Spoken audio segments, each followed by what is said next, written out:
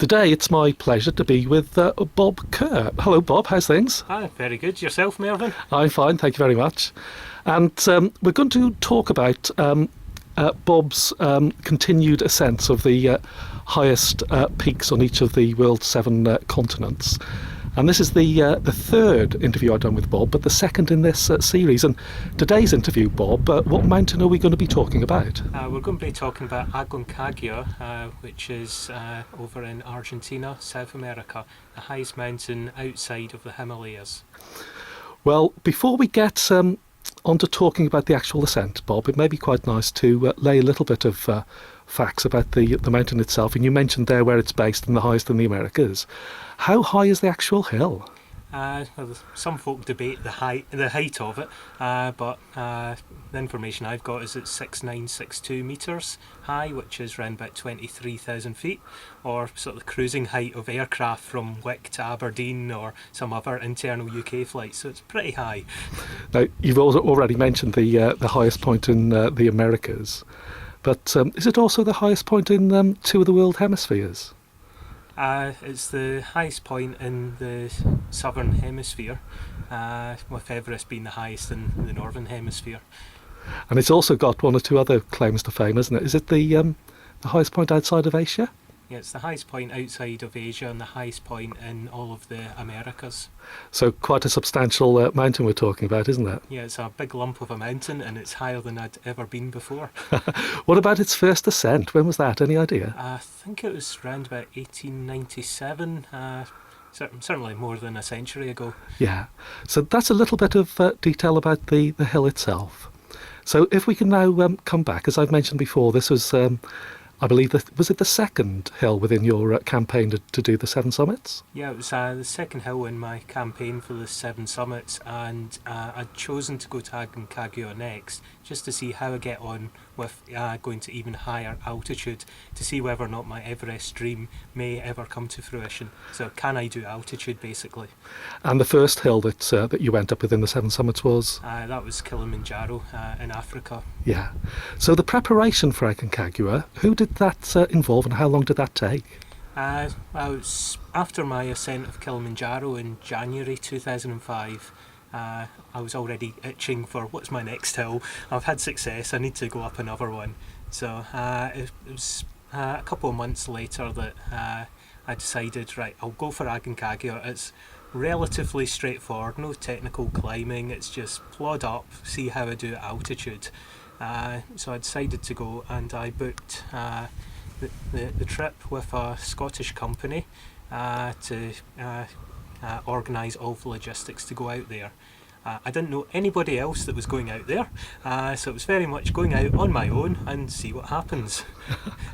So when I got out to Aconcagua, that's when I started meeting up with some interesting people, also interested in the seven summits, and I've subsequently done some other summits with some of the people I met on the Aconcagua trip. So those people would be? Some of the people are Duncan Howe from Durham, Ashley Howe from Norfolk area, and Jean-Philippe Pepin from Quebec in Canada. So all of those, same as you, going for the seven summits? They'd all like to do the seven summits, but there's always the logistics and cost and family sort of coming the way for some of them as well. So you mentioned sort of arriving there, Bob, that you went out there on your own and met up with some people out there, but how long did the preparation take before venturing out to Argentina?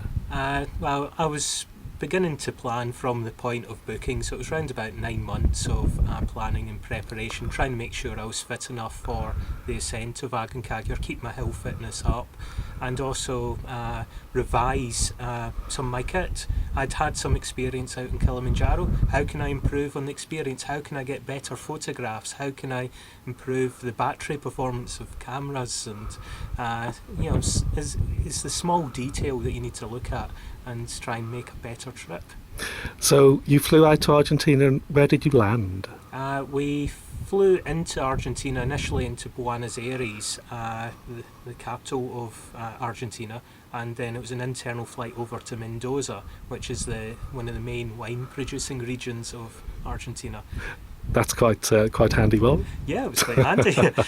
We could relax a little bit there.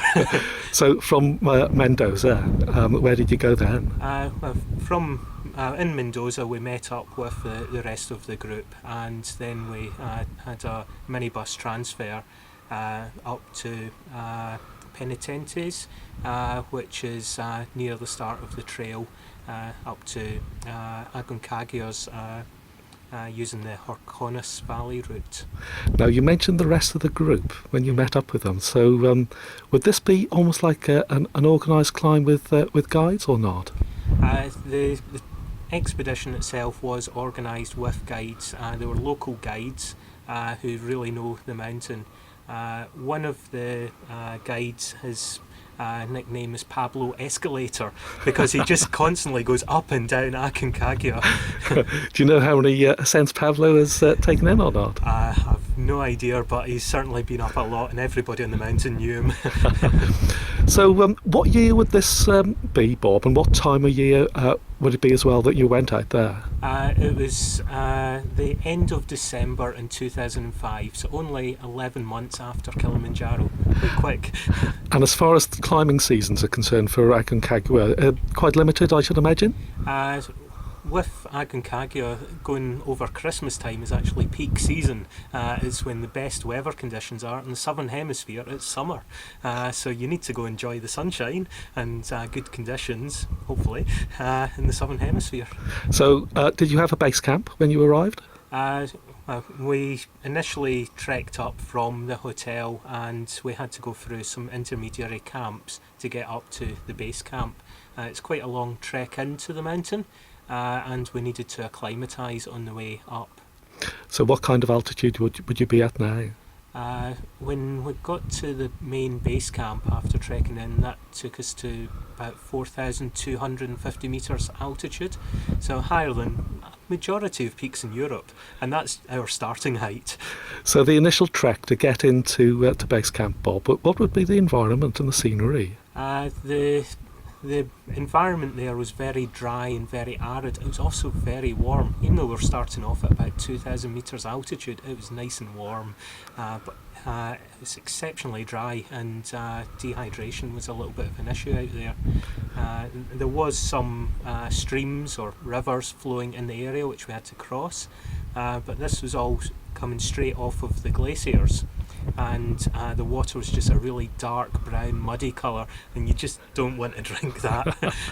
Now, you mentioned that the trek sort of helped you acclimatise as you're reaching the altitude that you mentioned, but once you were at base camp, did you do any more acclimatisation before you started the climb itself?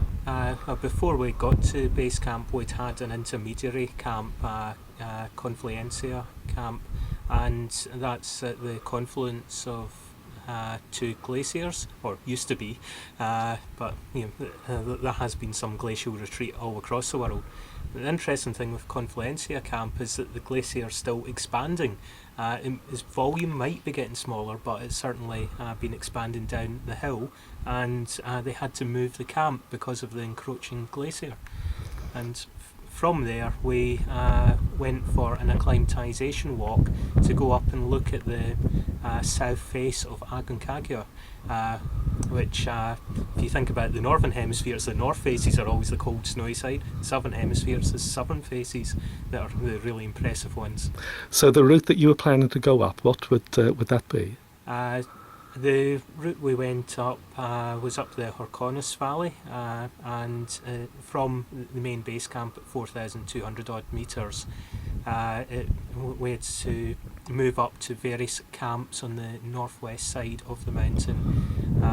So there was Camp Canada was used as one of our intermediary acclimatisation camps.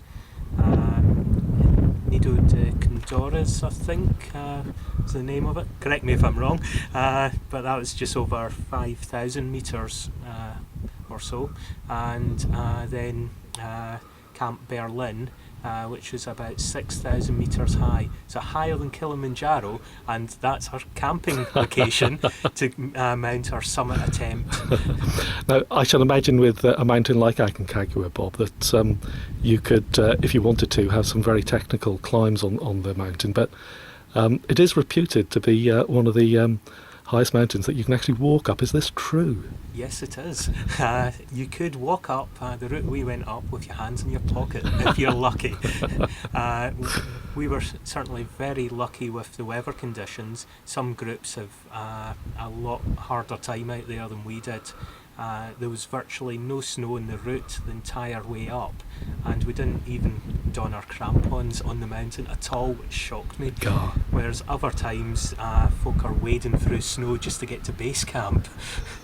So what about the climb itself, Bob? When you sort of set off, you're now acclimatised. How long did it take, and how many days going up the route that you chose? I arrived in Argentina on the 20th of December and I summited on the 30th of December, so it was around about 9 or 10 days to get up to the summit. It's quite a long time to be on a mountain, but it was good to have a gradual acclimatisation process to try and minimise the potential issues of high altitude cerebral edema or high altitude pulmonary edema or any other issues up there. So when you set off from base camp, how many days would it be to the summit? We did a load carry on Christmas Day from base camp up to Camp Canada.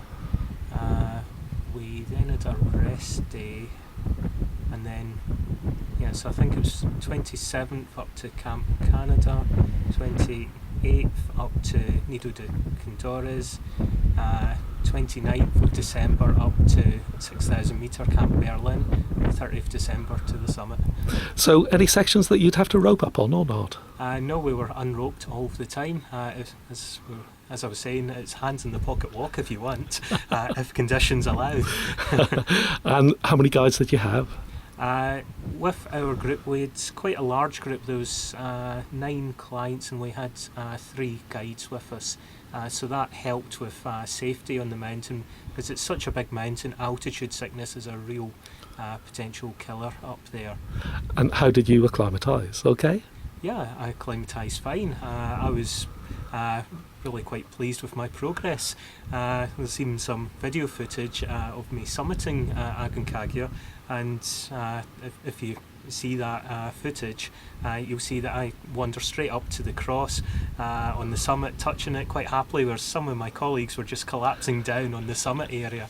Well, that was going to be my next question. Out of the group, including the guides, how did they fare with the altitude? The guides were just completely cruising it, because they'd been up it the week before and the week before that. They go up so often, they're just super fit, and I'm really impressed with these guys. Yeah. So presumably, Bob, you're now would you be encountering ice the higher that you're getting up, or? There was some ice that was seen, but it was particularly on the south face of Aconcagua. But we were predominantly on the northwest side of the mountain, which is the warmer side in the sunshine. Yeah. And what about summit day? How did that go? Summit day, it was touch and go as to whether or not we'd actually set off on the 30th of December. Conditions were very cold and there was a bit of a breeze blowing, and we were debating for over an hour whether or not to set off. It was touch and go for the guides, because they were very concerned about any of us getting frostbite, because it's just something you don't want to get. So the decision was made at 5:30 in the morning, when it was minus 27 degrees centigrade outside the tent. The wind had dropped, and they said, no, let's go. So 5:30 morning start, and it was really cold. The coldest I'd experienced to date at that point. And how did it go up to the summit? It was about 10 hours it took us to get up to the summit, but the first couple of hours, when it was still dark, walking by head torch in the cold were probably the hardest, because my feet were feeling a little bit cold. I'd never experienced this sort of coldness, and it was like, should I turn around? Am I beginning to develop frost nip in my feet? But then the sun came up and we warmed up. and we started being able to see around, and just the spirits lifted and warmed up again. And maybe it's a warning sign for the future. Just be wary of frostbite or frostnip. So what about the last stretch to the summit? What was that like, and what time did you get there? After the sun had risen, we walked past Independencia Hut, which is an emergency shelter, about 6,400 metres or so up the mountain.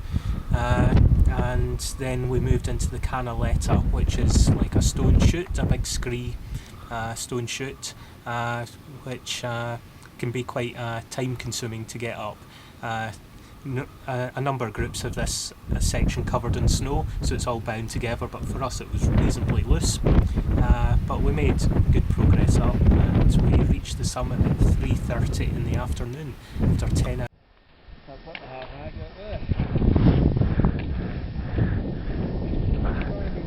Ahí viene el Bauti con el team a full.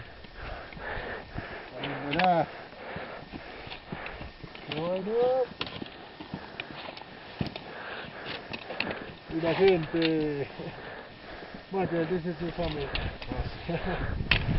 Come on guys, see the camera, you're going to be in the picture.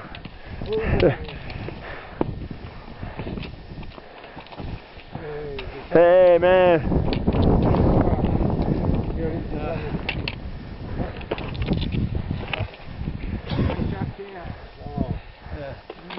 Just a little more.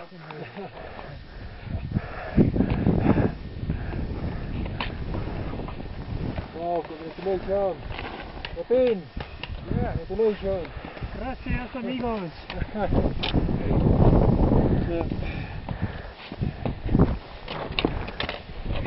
Y así quedaron. Bien.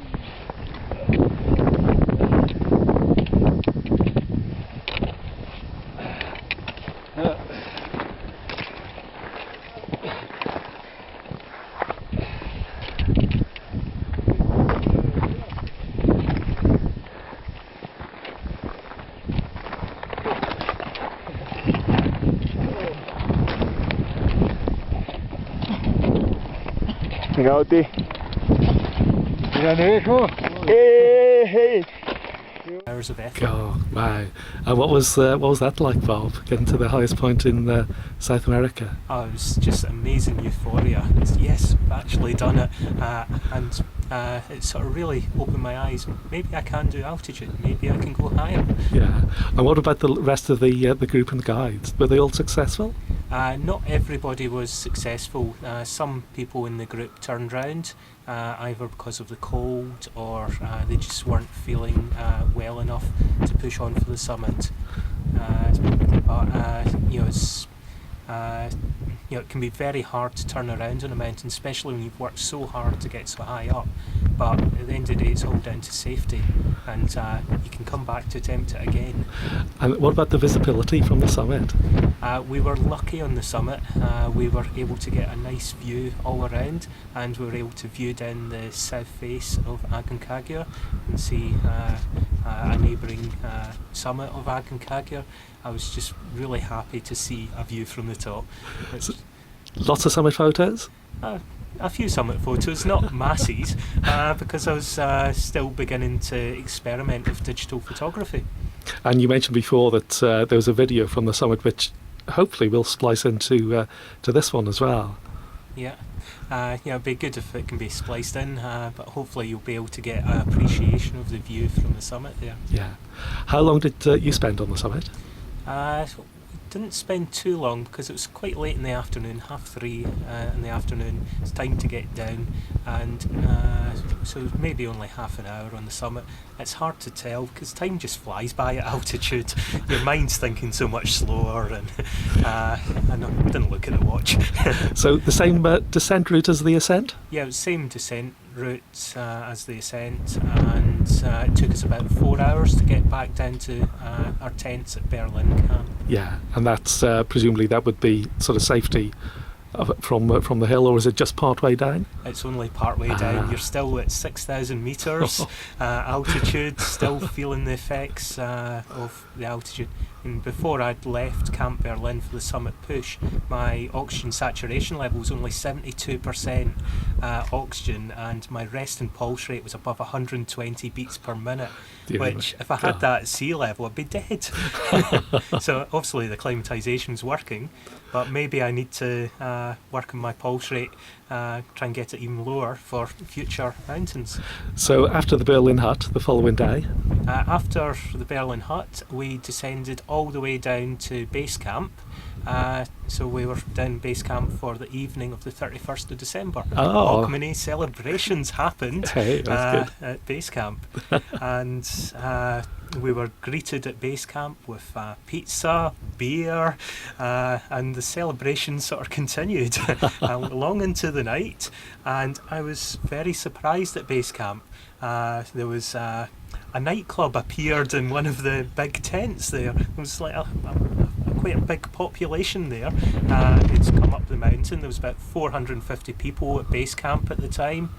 There was homebrew being made at base camp.